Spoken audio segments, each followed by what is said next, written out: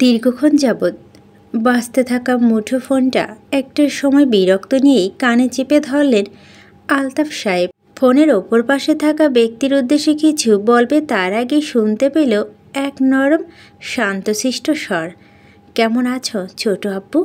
চিনতে পারছো আমাকে? আমি এরিনা। প্রতি উত্তরে কী বলবে খুঁজে পেল না আলতাফ সাহেব। কিছুটা সময় নিয়ে উত্তরে বললেন, চিনছি মামুনি, এই তো আল্লাহ রেখেছে কোনো রকম। তো তুমি কেমন আছো? আলহামদুলিল্লাহ ছোট আব্বু, আসলে তোমাকে কিছু বলার জন্য ফোন দিয়েছিলাম। আমার বিয়ে ঠিক হয়েছে ছোট আব্বু, ডেটও ফিক্সড হয়ে গিয়েছে এই মাসের লাস্টে। তোমার কাছে অনেক আশা নিয়ে ফোন করেছি। আমি জানি তুমি রাখতে পারবে না, কিন্তু আমি চাই তোমরা সবাই আমার বিয়েতে আসো। আমার বাবা তো নাই, আর তোমাকে তো আমি বাবার মতো দেখি। অনেক আশা নিয়ে তোমাকে রিকোয়েস্ট করছি, প্লিজ আমাকে ফিরিয়ে দিও না। লাস্টের কথাগুলো এক প্রকার কান্না করে বলে উঠল এরিনা। নিজের একমাত্র বড় ভাইয়ের মেয়ে মুখে কথাগুলো শুনে হৃৎপিণ্ডটা জ্বলে উঠল আলতাফ সাহেবের।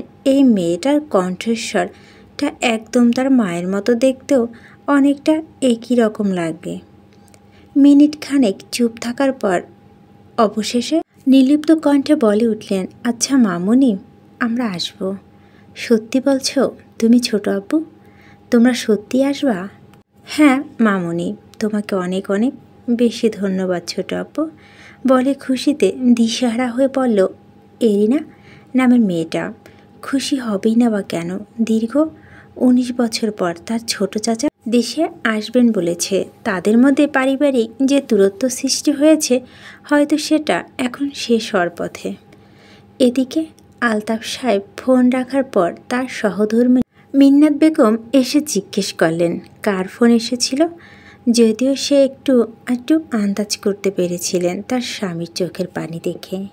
এরিনা ছিল, ওর নাকি বিয়ে ঠিক হয়েছে, আমাদের যেতে বলছে। সেটা তো ভালো খবর। আপনি কি বললেন, যাবেন? দেখো মিন্নাত, তুমি যদি রাজি না থাকো তাহলে আর যাব না। কে বলেছে আমি রাজি না? আমি তো অনেক আগেই যেতে চেয়েছিলাম দেশে, আপনি তো যেতে দিলেন না। দেখেন মানুষেরা এতদিন থাকা ভালো না, কম তো হলো না। 19টা বছর শেষ হতে চল, আর কত। এবার এই সব রাগজিৎ বাদ দিয়ে চলেন, আমরা কালই যাই। স্ত্রীর মুখে এমন কথা শুনে মনটা খুশিতে ভরে উঠল আলতাফ সাহেবের। অনেক ভাগ্য করে এমন একটা মেয়ে পেয়েছিল সে, না হলে এত কিছুর পরও কোনো মেয়ে যেতে চাইবে সেখানে, যেখানে তার সাথে ঘটেছিল এক জঘন্যতম কালো ঘটনা। মনে মনে কথাগুলো ভেবে এক দীর্ঘশ্বাস ত্যাগ করলেন আলতাফ সাহেব। আলতাফ মির্জা ছিলেন মির্জা বাড়ির সবচেয়ে ছোট সদস্য। তার বড় ভাই আহাদ ছিলেন একজন রাজনীতিবিদ, আর ছিল একটা বোন। তিনি যখন 10ম শ্রেণীতে পড়েন তখন তার বাবা মা এক অ্যাক্সিডেন্টে মারা যায়। তখন তার বড় ভাই বয়স ছিল 23-24 বছর, আর বোন আলেয়ার বয়স কতই বা হবে, 19 কি 20। সংসারের হাল ধরার জন্য তার চাচারা বড় ভাইকে বিয়ে করিয়ে দেন, আর তার পরের বছরই তার ভাইয়ের ঘরে একজন ছেলে সন্তানের জন্ম হয়। তারা আবার বংশগতভাবে রাজনীতিতে যুক্ত। বড় ভাই রাজনীতি যুক্ত থাকার ফলে পরিবারকে তেমন একটা সময় দিতে পারত না সে, যার কারণেই সেই বেশি দেখাশোনা করত পরিবারকে। একমাত্র ভাইয়ের ছেলেকে অনেক আদর করতেন তিনি। আদর করে সে নিজেই তার নাম রেখেছিল শাহবীর শাহান পূর্ব। পূর্ব বলেই বেশি সম্মোহন করতেন তিনি। অন্যদিকে কিছুদিন পর তার বোনেরও বিয়ে হয়ে যায়, কিন্তু বড্ড আদরের বোন হয় বোনকে আর তারা দূরে যেতে দেয়নি, তাদের সাথে রেখে দেন। তার ঘরেও এক পুত্র সন্তানের জন্ম হয়, যার নাম রাখা হয় আমান। এভাবেই চলছিল তাদের সুখময় দিন। একটা সময় যখন তিনি ইউনিভার্সিটিতে উঠেন তখন তার সাথে পরিচয় হয় মিন্নাত নামের একটা মেয়ের সাথে। মেয়েটি দেখতে অসম্ভব সুন্দরী ছিলেন, এখনও তার কোনো অংশে কম নয়। দীর্ঘদিন প্রেমের সম্পর্কের পর অবশেষে তারা একটা সময় বিয়ে করে নেন। তখন পূর্বের বয়স কতই বা হবে, 8 কি 9। বিয়ের কয়েক মাস তাদের সংসার ভালোই চলছিল, কিন্তু তার কিছুদিন পরই তাদের এই সংসারে যেন কারো বদ নজর লেগে যায়, আর তারপর সব কিছু এলোমেলো হয়ে যায়। Good morning papa, good morning my princess. আজ এত দেরি করে উঠলেন? ক্লাস নেই? না, সামারের ছুটি চলছে, কলেজের সবাই ভ্যাকেশনে গিয়েছে। আমিও শুধু বাসায় বসে বসে ঝিমাচ্ছি, খাচ্ছি, কিন্তু মোটা আর হতে পারছি না। মেয়ের কথা শুনে হেসে ফেলেন আলতাফ সাহেব। মেয়েটা তার ভীষণ দুষ্ট। মাঝে মাঝে তো তিনি ভেবে পান না এই মেয়ে কার মতো হয়েছে। দেখতে তার মায়ের থেকে কোনো অংশে কম নয়, বরং বলা চলে মায়ের থেকেও বেশি মাশাআল্লাহ। কিন্তু মেয়েটার স্বভাব চরিত্র একদম তার মায়ের বিপরীত। যেখানে তার মা শান্তশিষ্ট নরম ভদ্র, সেখানে সে তার পুরোটাই উল্টো। মেহরিশ, তুমি এখন নাস্তা করে রেডি হও, তোমার তো আবার রেডি হতে একদিন সময় লেগে যায়। আমরা একটু পরে রওনা দিব। মেয়েকে উদ্দেশ্য করে রান্নাঘর থেকে খাবারের বাটিটা টেবিলের উপর রাখতে রাখতে বললেন মিনহাত বেগম। মেহরিশ ভুরু কুঁচকাল তার বাবার উদ্দেশ্যে, মানে সে বুঝতে পারছে না তার মা কোথায় যাওয়ার কথা বলছে। আমরা বাংলাদেশে যাব, তোমার দাদু বাড়িতে। ব্যাস, কথাটা শোনার মাত্রই মুখে থাকা পানিগুলো এক পুরকায় বাইরে ছুঁড়ে ফেলল সে। মানে যাদের সে ঠিক মতো চিনে না কখনো, তাদের সম্পর্কে কিছু জিজ্ঞেস করাও যেত না, এমনকি যাদের নাম শুনল বাবা তাকে বকা দিত, এখন কিনা তাদের বাড়িতে যাবে বলেছে। এটা কি করে সম্ভব?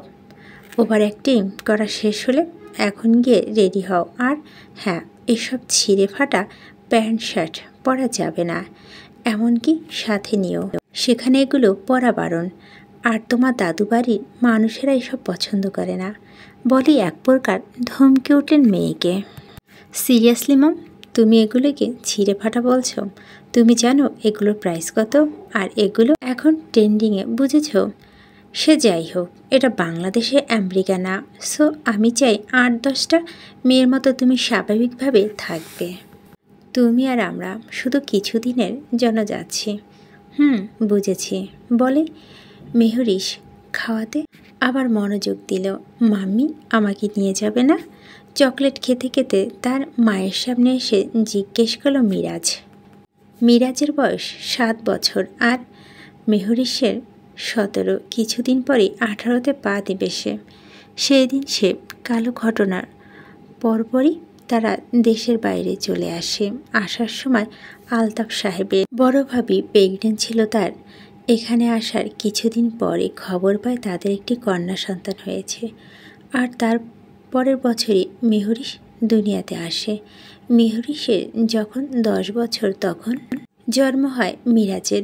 মেহরিশ তাদের খুব আদরের। ছেলেকে যে ভালোবাসে না এমন নয়, আসলে মেহরিশকে তারা একটু বেশি ভালোবাসে। পরের দিন বিকাল 4:35। একটু আগেই তাদের নিয়ে আসা গাড়িটি এসে থামল মির্জা মঞ্জিল এর সামনে। গতকাল সন্ধ্যায় তারা প্লেনে উঠেছিল বাংলাদেশের উদ্দেশ্যে। একে সবাই গাড়ি থেকে নামলো না শুধু মেহরিশ। এই প্রথম এতটা লং জার্নি করেছে সে। খুব টায়ার্ড লাগছে তার। গাড়িতেও এক প্রকার ঘুমিয়ে পার করেছে সে। এই মেহরিশ, কি হলো, গাড়ি থেকে নামছিস না কেন? মেয়েকে উদ্দেশ্য করে বলে উঠলেন মিনহাত বেগম। কিন্তু তার মেয়ে তো বুঝতে পারেনি যে তার কাঙ্ক্ষিত গন্তব্যে এসে পৌঁছেছে। মিরাজ দৌড়ে গিয়ে এক প্রকার ধাক্কা মেরে মেহরিশকে বলল, এই আপি, ওঠো না কেন? আমরা তো চলে এসেছি দাদু বাড়ি। মিরাজের ধাক্কা খেতে কোনো মতে ধর ভরিয়ে উঠে বসে মেহরিশ। দাদু কোথায়? দাদু বোনের এমন উদ্ভট কাণ্ডে মিরাজ হেসে বলে উঠল, আপি তুমি এত কিভাবে ঘুমাও? যেখানে সেখানে খালি পড়ে পড়ে ঘুমিয়ে যাও, এত ঘুম কোথা থেকে আসে তোমার? ছেলে এমন পাকা পাকা কথা হেসে ফেলেন বাকি সবাই। আর মেহরিশ মিরাজের কান মলে দিতে দিতে বলল, একদম পাকা হয়ে যাচ্ছিস দিন দিন, বেয়াদব কোথাকার। বড় বোনের সাথে এভাবে কেউ কথা বলে? উফ আপি, লাগছে তো, ছাড়ো। তোমাদের ড্রামা শেষ হলে বলো, আমরা এখন ভিতরে প্রবেশ করব। এক প্রকার রেগে কথাগুলো বলে উঠলেন মিনহাত বেগম। গাড়ি থেকে নামতে মেহরিশ পুরো অবাক হয়ে গেল। ও বাবা, তোমাদের বাড়ি এত বড়? মেহরিশ কখনো এমন বাড়ি দেখেনি। আমেরিকায় বিশাল বিশাল অট্টালিকা দেখেছে অনেক, কিন্তু এমন কারুকার্য সম্পন্ন জমিদার বাড়ি আগে কোনো দিন দেখা হয়নি তার। হবেই বা কীভাবে? সে তো এই প্রথম এসেছে বাংলাদেশে। এদিকে আলতাফ সাহেবের বিস্মিত নজরে দেখছিল বাড়ির আশপাশটা। বাড়িটা অনেকটা আগের মতো থাকলেও সামনের দিকটা অনেকটা আধুনিকতার ছোঁয়া লেগেছে। তার দু চোখে পানি টলমল করছে। এটা যে তার বাড়ি, তাদের বাড়ি, কত শত স্মৃতি জড়িয়ে আছে তাদের। কেটেছে শৈশব কৈশোর। পাপা, তুমি কোন দুনিয়ায় আছো? মেয়ের এমন আকস্মিক কথায় ভাবনা থেকে বের হয়ে আসলেন আলতাফ সাহেবের উত্তরে মেয়েকে বললেন, আসো ভিতরে যাওয়া যাক। আর বাড়ির ভিতরটা আরও বেশি সুন্দর। ভিতরে প্রবেশ করলো সবাই। আর ভিতরে প্রবেশ করা মাত্র কেউ একজন হঠাৎ করে হামলিয়ে পড়ল আলতাফ সাহেবের বুকে। আলতাফ সাহেব আর বুঝতে দেরি হলো না, মেয়েটি আর কেউ নয়, এই এরিনা। মাথায় হাত বুলিয়ে আদরি কণ্ঠে শুধালেন, কেমন আছো মা? এরিনা মাথা তুলে তাকালো তার ছোট আপুর দিকে। একদম তার বাবার মতো দেখতে এই লোকটা, হবেই না বা কেন? আপন ভাই বলে কথা। তোমরা এসেছো? এখন আমি সব থেকে ভালো আছি ছোট আব্বু। এয়ারপোর্টে এসে এরিনাকে ফোন দিয়ে জানিয়ে দিয়েছিল আলতাফ সাহেব তাদের আসার কথা। এতদিন আগেই বসে খেয়ালই করেনি তার পিছনে থাকা মানুষগুলোর ওপর। কেমন আছো ছোট আম্মু? আলহামদুলিল্লাহ মা। পরক্ষণে নজর পড়ল মেহেরিসের উপর। মেয়েটা ভীষণ সুন্দর দেখতে হয়েছে। তার মায়ের থেকেও দেখতে বেশি সুন্দর হয়েছে মেয়েটা। পরনে তার ব্লু কালারের টপস, সাথে জিন্স। ইস, ভালোই হয়েছে। তার এই বদরাগী ভাইটা এখন বাড়িতে নেই, না হলে এই মেয়েকে এইসব পোশাকে দেখে না জানি কোন কাহিনী করত। কাল রাতেও তো কত কাহিনী করলো যখন জানতে পারলো তার ছোট চাচা দেশে আসছে। রেগে এক পর্যায়ে গায়ে তুলতেই তো নিয়েছিল, কিন্তু ভাগ্যক্রমে তার ফুপি আসাতে বেঁচে গিয়েছিল সে। দেখেছ, সেই কখন থেকে তোমাদের দাঁড় করিয়ে রেখেছি। এখন আসো তো, ভিতরে আসো। বাড়ির ভিতরে ঢুকতে মেহরিশ আরেক দফা অবাক হয়ে উঠল। সত্যি তো বাড়িটা ভিতর থেকে অনেকটা সুন্দর। চারপাশে ফার্নিচারগুলো এক কথায় চোখ ধাঁধানো সুন্দর, অনেকটাই অন্যরকম। সব কিছু গোল্ডেন কালারের, যা সৌন্দর্যটা আরও বৃদ্ধি করছে। এদিকে এত বছর পর ভাইকে দেখে চোখের পানি আর আটকে রাখতে পারল না।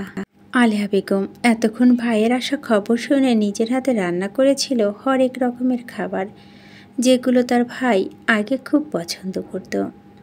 আমার ভাইটা, কত বছর পর তোকে সামনাসামনি দেখলাম। তোর কি আমাদের একটু মনে পড়েনি বল? এতদিন কেউ রাগ করে থাকে, এবার আর তোকে যেতে দিব না বলে দিলাম। এক নিঃশ্বাসে কথাগুলো বলে থামলেন আলেয়া বেগম। আজ সে অনেক খুশি। একমাত্র ছোট ভাই তার, কতটা দিন পর যে দেখলো ভাইটাকে, খুশি হবে না কেন? আজ যে মির্জা মঞ্জিলে খুশির আমেজ দেখা দিয়েছে বহু বছর পর। আসসালামু আলাইকুম ফুপি, কেমন আছেন আপনি? আরে এ তো দেখি আমার মা ফিরে এসেছে আবার।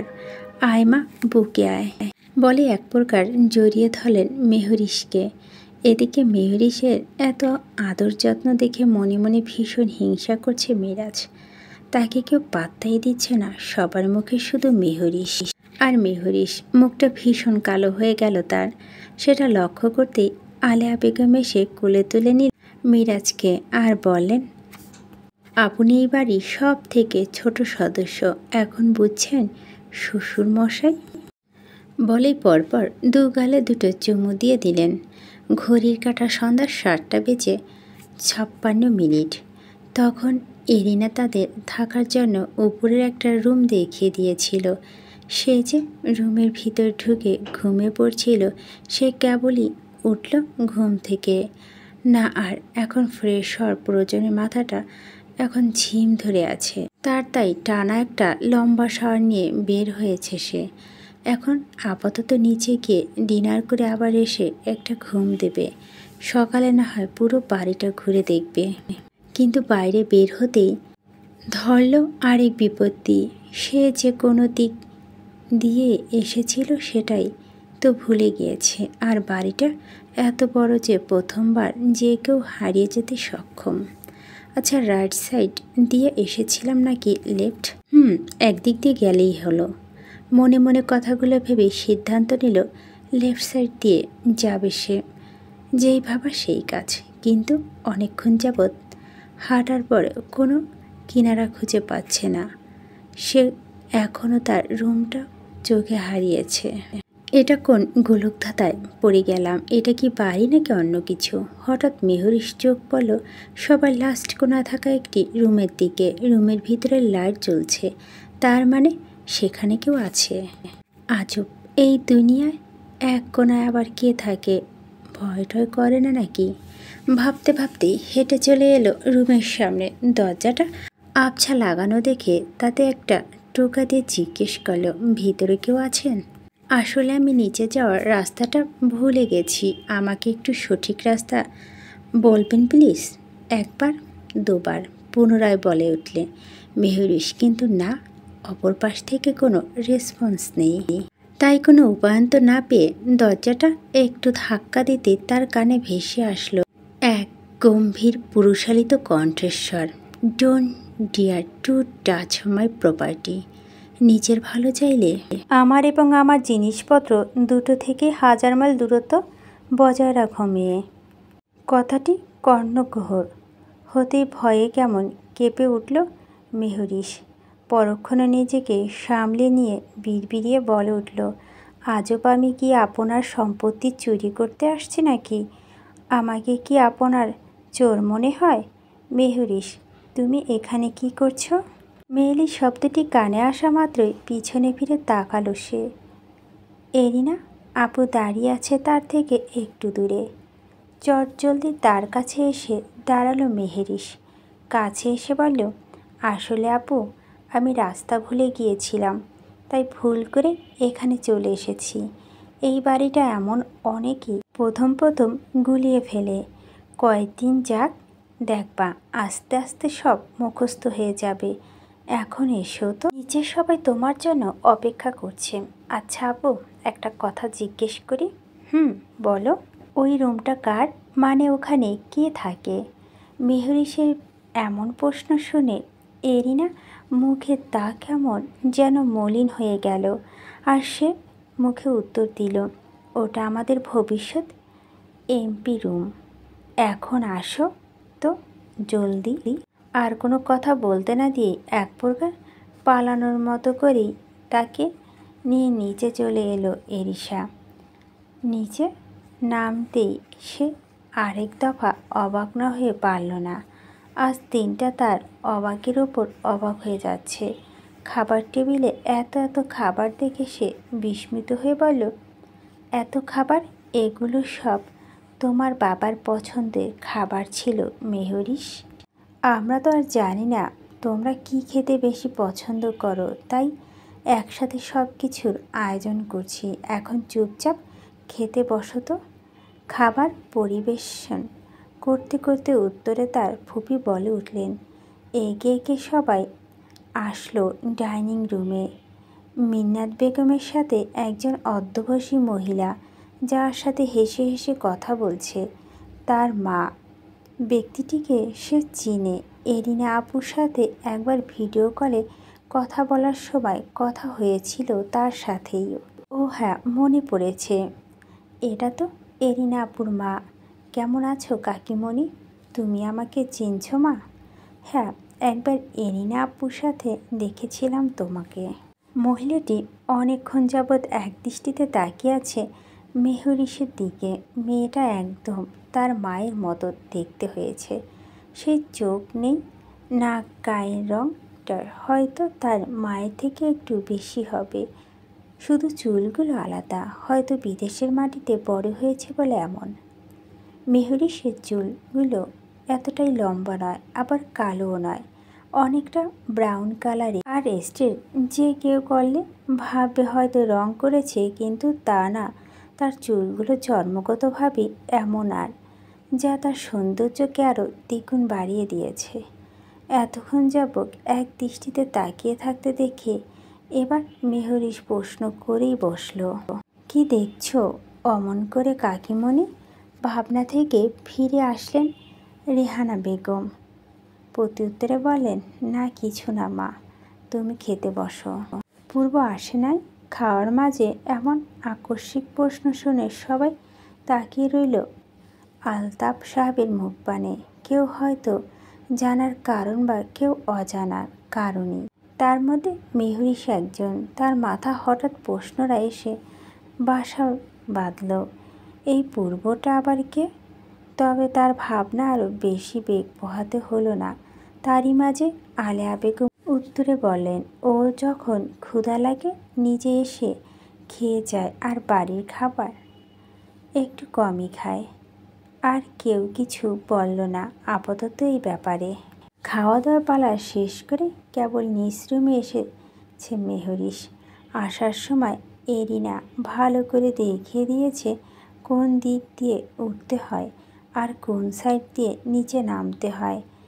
এখন আপাতত আরেকটা ঘুম দেবে সে, যে ঘুম পার করবে পুরো রাত। এমন ভাবনার মাঝে হঠাৎ দরজা কড়াঘাতের শব্দ শুনতে পায় সে। উফ, এখন আবার কে এলো মনে মনে বিড়বিড়িয়ে খুলে দিল দরজাটা। তুমি মেহরিশ আপু তাই না? তুমি তো দেখতে অনেক সুন্দর। একদম অদ্ভুত প্রশ্নে চমকে উঠল মেহরিশ। ভালো করে খেয়াল হতেই দেখল তার দরজার সামনে একটা মেয়ে দাঁড়িয়ে। বয়স আনুমানিক 15 কি 16 হবে। আমাকে চিনতে পারছো নাই? আমি তোমার ফুপুর মেয়ে সম্পর্কে তোমার ফুফাতো বোন হই বলে আর চোখে তাকালো মেয়েটা। মেহরিশ যদিও একটু ধারণা করতে পেরেছিল এমন কিছু হবে, ফেস অনেকটা মিল আছে তার ফুপির সাথে, তাই মৃদু হেসে বলল, ও তুমি তাহলে আয়না? যাক, চিনতে তো পারছো। আসলে আমি এতদিন দাদুর বাসায় ছিলাম, বেশিরভাগ ওখানেই থাকি স্কুল বন্ধ থাকলে। আর সকালে যখন আম্মুর কাছ থেকে শুনলাম তোমরা আসছো তাই চলে এসেছি। খুব ভালো করেছো। যাক, অবশেষে একজন সঙ্গী পেলাম। কেন, এরিনা আপু তো আছে। আরে উনি তো এখন ব্যস্ত থাকবেন, বিয়ে বলে কথা, আর কিছুদিন পর তো চলে যাবেন শ্বশুর বাড়ি। তুমি হয়তো জানো না, আপুর বিয়েতে কাছে হচ্ছে, ওই যে পাশের গ্রামে। আর ছেলে তো পূর্ব ভাইয়ের ফ্রেন্ড। নিজের অযাচিত মনকে এবার আর প্রশ্ন করা থেকে দমিয়ে রাখতে পারল না মেহরিশ। এরপর প্রশ্ন করে বসল, আচ্ছা এই পূর্ব ভাইটাকে? আল্লাহ, কি বলো তুমি, এখনও পূর্ব ভাইকে চিনো না? দুপাশে মাথা নাড়ল মেহরি, যার মানে সে চিনে না। পূর্ব ভাইয়া হলো বড় মামার ছেলে, মানে এরিনা আপুর ভাই। হ্যাঁ, সবার বড় তিনি। ওনাকে সবাই খুব ভয় পায়। ওনার রাগ সম্পর্কে কম বেশি সবাই ধারণা আছে। ওনার যখন রাগ ওঠে তখন কাউকে পরোয়া করে না, বাড়ির সব কিছু ভাঙচুর করে। সত্যি বলতে আমি ওনার ভয়ে দাদু বাড়িতে বেশি থাকি। ওনাকে দেখলেই আমার আত্মা কেঁপে ওঠে। বিশ্বাস করবা কি না জানি না, কিন্তু ছোটবেলা থেকে এখন পর্যন্ত ওনাকে আমি কখনোই হাসতে পর্যন্ত দেখিনি। আর সামনে তো উনি এমপি পদে দাঁড়াবেন, কিন্তু ওনাকে ভোট দিবেন কে? এই না বললাম সবাই ওনাকে ভয় পায়। ভাইয়া বাড়ির ভিতরে মানুষদের সাথে যেমন, বাইরে তার পুরো উল্টো। মানুষের জন্য তার জীবন দিয়ে দিতেও দুবার ভাববে না। আশেপাশে মানুষরাও তাকে অনেক ভালোবাসে।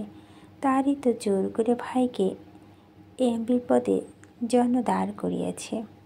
কিছুদিন আগেই তো একজন মহিলা এসেছিল ভাইয়ার কাছে বিচার নিয়ে। তার মেয়েকে নাকি স্কুলে যাওয়ার পথে কিছু ছেলেরা ডিস্টার্ব করে। ভাইয়া গিয়ে সেই ছেলেগুলোকে কি যে মাইরটাই না মেরেছে, তারপর আবার নিজে গিয়ে হসপিটালে ভর্তিও করেছে। উনি তো দেখি পুরোই পাগল। আমার সামনে বলছো, ভুলও তার সামনে কোনো দিন বলতে যেও না, তাহলে চাপা দাঁত একটাও থাকবে না বলে হেসে উঠল আয়না নামের মেয়েটি।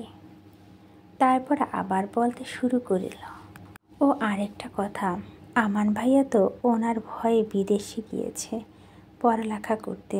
প্রথমে তো যেতেই চায়নি, তারপর ভাইয়া রাগ দেখে বেচারা আর বাংলাদেশে থাকতে পারল কই। মেহরিশ এবার পুরোপুরি শিওর হলো যে তখনকার সেই পুরুষালিত গম্ভীর কণ্ঠটা আর কারো নয়, বরং পূর্ব নামের সেই ব্যক্তিটির। এসব ভাবনা চিন্তার মাঝে আয়না মেহরিশকে উদ্দেশ্য করে বলে উঠল, কোথায় হারিয়ে গেলে মেহরিশ আপু? হ্যাঁ, কোথাও না তো।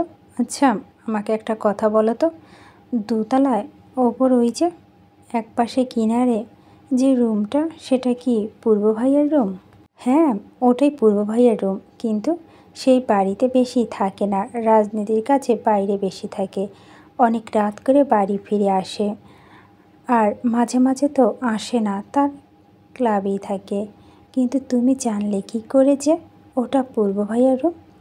ভুরু দুটো উঁচু করে কপাল কুঁচকে জিজ্ঞাসু দৃষ্টিতে তাকিয়ে রইল আয়না। আরে তেমন কিছু না, সে অনেক কাহিনী পরে একদিন বলবো নে। আচ্ছা আপু, তুমি এখন ঘুমাও, কাল আবার কথা হবে। উপরোক্ত কথাটি বলে দরজার সামনে যেতে কি মনে কেন যেন থেমে গেল আয়না। পিছনে ঘুরতে মেহরিশকে উদ্দেশ্য করে আবার বলে উঠল, ভুলেও কিন্তু ভাইয়ের রুমের ভিতরে তো দূর পাশে যেন না। ভাইয়া তার পার্সোনাল জিনিসে অন্যদের ছোঁয়া পছন্দ করে না, এমনকি তার রুমের ভিতরে কাউকে ঢুকতে পর্যন্ত দেয় না। যখন বেশি প্রয়োজন হয় তখন শুধু এরিনা আপুকে যাওয়ার পারমিশন দেয়। এই রুমের ভিতরে যেন হীরা জহত লুকিয়ে রেখেছে। আমার খেয়ে দিয়ে কাজ নেই নাকি যে ওই খবিশ লোকটার কাছে যাব? মনে মনে কথাগুলো ভেবে মুখে মৃদু হাসি ফুটিয়ে জবাব দিল, আরে না, আমি কেন ওখানে যাব? নতুন সকাল, নতুন ভোর, একটা নতুন দিনের সূচনা। না চাইতো হঠাৎ ঘুম ভেঙে গেল মেহরিশ এর চোখ মেলে দেওয়ালে থাকা ঘড়িটির দিকে তাকিয়ে এসে। ঘড়ির কাঁটা 7টা বেজে 5 মিনিট। মেহরিশের রুমের বাইরে তার জানালা বরাবর মস্ত বড় দুটি কাঁঠাল গাছ, যেখানে নানান ধরনের পাখিদের কিচিরমিচির শব্দ না চাইতো তার সাধের ঘুমটা ভেঙে গেল। জানালা খুলে থাকা তরুণ শব্দগুলো একটু বেশি শোনা যাচ্ছিল। কোনো রকম হেলে দুলে উঠে জানালাটা ডিম করে লাগিয়ে দিয়ে ঘুমানোর উদ্দেশ্যে আবার শুয়ে পড়ল সে। এভাবে পার হয়ে গেল 15 মিনিট। অনেক চেষ্টা করে ঘুম আর চোখে ধরা দিল না মেহরিশের। এক পর্যায়ে বিরক্ত হয়ে উঠে বসল সে। দু চোখ ডলতে ডলতে কোনো রকম ফ্রেশ হয়ে গেল। কাল তো কোনো কিছু তেমনভাবে দেখা হয়নি, আজ না হয় একটু চারপাশটা ভালো করে ঘুরে ঘুরে দেখবে। আপাতত না হয় ছাদে যাওয়া যাক ভেবেই চলে গেল বাইরে। উদ্দেশ্য আপাতত ছাদ। যেহেতু কাল এরিনার কাছ থেকে উপরে নিচে আসা যাওয়া প্রতিটা জায়গা ভালো করে দেখে নিয়েছিল, তাই ছাদে উঠতে বেশি সময় লাগেনি তার। ছাদে উঠতে দেখলো ছাদের দরজা খোলা। অবশেষে স্বস্তির নিঃশ্বাস ফেলল সে। মস্ত বড় এক ছাদ, বড় হবেই না বা কেন। 18% জায়গা নিয়ে বাড়িটা তৈরি। চারপাশে নানান ধরনের গাছগাছালি। বাড়ির পিছনের দিকে অনেক বড় এক বাগান চোখে পড়ল, যেখানে ফুল থেকে শুরু করে নানান ধরনের ফলের গাছও দেখা যাচ্ছে। আজব মানুষ, বাড়ির সামনে সব সময় মানুষ বাগান করে থাকে, আর এরা বাড়ির পিছনে বাগান করে রেখেছে ভেবে মনে মনে মৃদু হাসল মেহরিশ।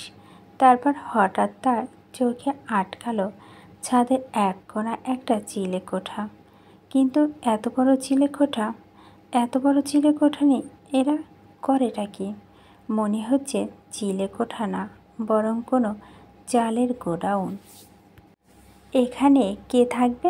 চিলে কোঠা পরিবর্তন। এখানে কত কিছু করা যেত। এই যেমন সে যদি সবসময় এখানে থাকতো তাহলে একটা দোলনা বসাতো, সাথে কতগুলো ফুলের গাছ লাগিয়ে দিত দোলনাটার ঠিক পাশে। ইস, কত সুন্দর লাগতো। পরক্ষণে আবার ভাবল, আচ্ছা কি আছে ওই রুমটা, একবার গিয়ে কি দেখবে সে? অবশ্যই দেখবে সে, দেখতে হবে ইয়া বড় চিলেকোঠায় তারা কি রেখেছে। মনটাকে আর বেশি অপেক্ষা করালো না সে।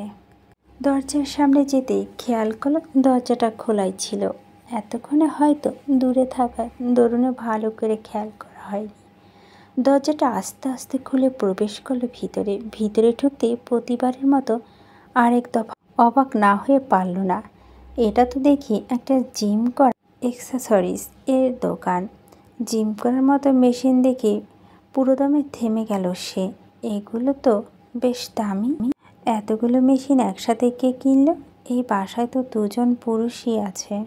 এই হলো আলেয়া বাবা, মানে তার ফুফা আরেকজন হলো ওই খারুস লোকটা, পূর্ব বা টুর্ব। আলেয়ার বাবা নিশ্চয় বুড়ো বয়সে এগুলো ব্যবহার করবে না। তার মানে এটা সেই মানুষটি, মানে পূর্ব ভাইয়ার নয় তো? হঠাৎ কারো ভারী নিঃশ্বাসের শব্দের দ্রুত পিছনে ঘুরল মেহেরিশ। কেউ একজন পুশ আপ করার ব্যস্ত। লোকটা দেখা মাত্রই তৎক্ষণাৎ একটা মেশিন এর আড়ালে লুকিয়ে পড়ল আর মনে মনে আওড়ালো, আজব, এমন গরমের মাঝে এমন ফুল হাতা টি শার্ট পরে কেউ এক্সারসাইজ করে? এদের কি মাথার সমস্যা নাকি? নয়তো অনেকক্ষণ যাবৎ লোকটি এক্সারসাইজ করছে, যার ফলে তার পরনের টি শার্টটি ঘামে ভিজে শরীরের সাথে লেপ্টে আছে, যা দেখে বোঝা যাচ্ছে অনেকক্ষণ ব্যায়াম করার ফল। আচ্ছা, এই লোকটা কি পূর্ব ভাই? তার এসব ভাবনার মাঝে লোকটি পাশে টেবিলের ওপরে থাকা একটি পানির বোতল থেকে পানি পান করতে লাগলো। পিছন থেকে দেখতে ব্যক্তিটি কর্তৃত্ব কার্যক্রম দেখে স্পষ্ট বোঝা যাচ্ছে সেটা। বাবারে, এত লম্বা 6 ফুট তো হবেই, তার সাথে আবার সেই লেভেলের মাসেল। আর কোথাও সে 5 ফুট 3 ইঞ্চি। একসাথে দাঁড়ালে হয়তো লোকটার কাঁধের নিচে পড়ে থাকবে ভেবেই নিজেই দিকে একবার তাকালো সে। হঠাৎ করে চোখ পড়ল পাশে থাকা ওয়াকিং মেশিনটার উপর, যার উপর একটা ডায়েরি রাখা। খুব সুন্দর দেখতে ডায়েরিটা, যেখানে উপরে বড় বড় অক্ষরে লেখা ওয়ার্ল্ড। কি আছে এই ডায়েরিতে ভেবেই ডান হাতটা বাড়ালো ডায়েরিটার উদ্দেশ্যে। তা তখন কানে ভেসে আসলো সেই গম্ভীর নিরেট কণ্ঠস্বর, ডোন্ট ডিয়ার। আগের বারে নেয় এবারও আত্মা কেঁপে উঠল তার। কত শান্তশিষ্ট স্বর, কিন্তু কথা বলার ধরন কি ভয়ঙ্কর।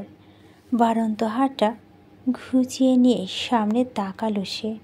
চোখের সামনে দাঁড়ানো লোকটি ফেস থেকে মনে মনে একটা কথা আওড়াটা হলো, মাশাআল্লাহ, এত সুন্দর মানুষ হয় দেখতে। লোকটি গায়ের রং উজ্জ্বল ফর্সা, গালে খোঁচা খোঁচা দাড়ি, সমুদ্রের মতো গভীর চোখ, মণিগুলো ব্রাউন কালার। কত যে শখ তার ব্রাউন কালারের চোখের। মাঝে মাঝে সে তো ব্রাউন কালারের লেন্স ইউজ করে। আর ঠোঁটগুলো, এর আগে কখনো ছেলে মানুষ দেখেনি। এভাবে আহাম্মকের মতো তাকিয়ে আছো কেন মেয়ে? মানে? মুখ দিয়ে জাতীয় শব্দ উচ্চারণ করল মেহরিশ। এর সামনে থাকা মানুষটি মুখে বিরক্ত রেখা ধরে ফের শুধালো, পারমিশন ছাড়া অন্যের পার্সোনাল জিনিস ধরার বদ অভ্যাস পরিত্যাগ করো, তাতে ভালো থাকতে পারবে। বলেই তার চোখের সামনে দিয়ে লোকটা চলে যেতে হাঁপ ছাড়ল মেহরিশ। বুকে হাত দিয়ে জোরে জোরে নিঃশ্বাস নিচ্ছে সে। এতক্ষণ লোকটা তার কাছে এত কাছে ছিল যে লোকটার চোখে ভয়ঙ্কর চাউনি নিঃশ্বাস নিতেও ভুলে গিয়েছিল সে। হঠাৎ লোকটা দরজার সামনে গিয়ে আবার থেমে গেল। পিছনে ঘুরে মেহরিশের উদ্দেশ্যে দাঁতে দাঁত চেপে বলল, এটা আমেরিকা না, এটা বাংলাদেশ। তারপর আবার মেহরিশের আপাদমস্ত পর্যবেক্ষণ করল সে। এতপর যেতে যেতে বলো, বেয়াদব কোথাকার। তাজ্জব বনে গেল মেহরিশ।